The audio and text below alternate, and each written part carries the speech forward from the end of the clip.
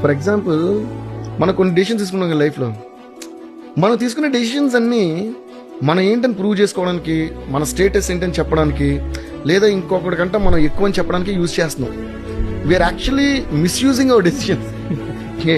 ఈ రేపు నుంచి స్టూడియోలోకి రానీకండ్రా, లేదా ఈడెప్పుడు నుంచి నాకు కనిపించకూడదురా, వచ్చారా మీరు అయిపోతారు మన అసిస్టెంట్స్తో చెప్పడము, లేదా ఆడితే ఇకపై నేను మాట్లాడను, లేదా ఇకపై నేను ఇది చేయను, అరే నెక్స్ట్ మనం కొడితే మనం వేరే, ఇవన్నిటికి మనం డెసిషన్స్ యూజ్ చేస్తాం కదా. అరే లైఫ్ లాంగ్ నేను హ్యాపీగా ఉంటాను రా, మనం ఎందుకు డిసైడ్ చేయలేం? ఇన్ని విషయాలు మనకు సంబంధం లేని మనుషుల గురించి మనం డిసిజన్స్ తీసుకోగలిగినప్పుడు మనకు సంబంధించిన ఒక్క డెసిషన్ మనం ఎందుకు తీసుకోలేం? I want to be happy, okay, that is a desire. I am going to be happy, I will be happy, it is a decision.